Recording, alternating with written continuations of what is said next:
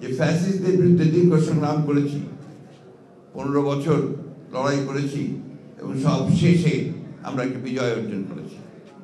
সেই বিজয়ের মধ্য দিয়ে আমরা সামনে যে দিনগুলোকে আশা করছি, প্রত্যাশা করছি, সেই দিনগুলো যেন আমাদের সেই স্বপ্নগুলোকে যারা প্রাণ দিয়েছে তাদের স্বপ্নগুলোকে যেন বাস্তবায়িত করতে পারে, এটাই হচ্ছে আমাদের প্রত্যাশা।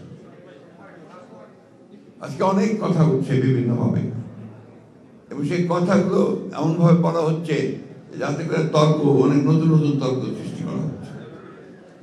আমরা সোজা কথায় যেটা বুঝি, সাধারণ মানুষ যেটা বোঝেন, যে পরিবর্তনের পরে তারা একটা গণতান্ত্রিক রাষ্ট্র চান। এই নির্বাচনের মাধ্যমে আমাদের জনগণ তারা তাদের প্রতিনিধিকে নির্বাচিত করবার একটা সুযোগ পাবেন। এখন এখানে জোর করে যদি সেই বিষয়টাকে আপনার একটু বিতর্কিত করে ফেলা হয়, তাহলে জনগণ আবার তাদের সেই অধিকার থেকে বঞ্চিত হবে।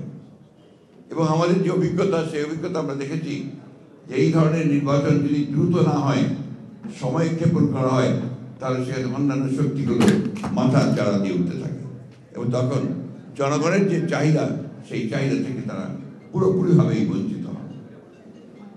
আমরা এই কথা বারবার বলতে চাই যে নির্বাচনে কে আসবে সেটা গুরুত্বপূর্ণ নয়, কিন্তু জনগণের অধিকারটা প্রতিষ্ঠিত হবে, সেটার জন্যই কিন্তু আমরা লড়াই করেছি দীর্ঘ 15 বছর।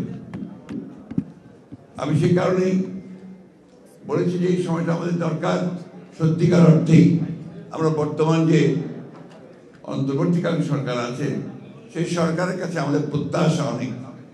স্বাভাবিকভাবেই একটা ছাত্র গণ অভ্যুত্থানের পরে আমরা জনগণের প্রত্যাশা অনেক বেড়েছে, কিন্তু দুর্ভাগ্যজনক হলেও সত্য যে এখন পর্যন্ত সমাজের যে অবস্থা দাঁড়িয়েছে, সেই অবস্থায় কিন্তু আমরা সেই ধরনের একটা ব্যবস্থা দেখে এখনো নিশ্চিত হতে পারছি না যে আমরা আমাদের সেই প্রত্যাশাগুলো পূরণ হবে। একটা বিষয় কিন্তু সবাই একমত যে একটা নির্বাচন হওয়া দরকার। নির্বাচনটা শুধু একটা দলকে ক্ষমতায় বসানোর জন্য নয়, নির্বাচনটা হচ্ছে গণতান্ত্রিক ব্যবস্থা নিয়ে যাওয়ার জন্য একটা পথ সৃষ্টি করা, একটা দরওয়াজা পার হওয়া।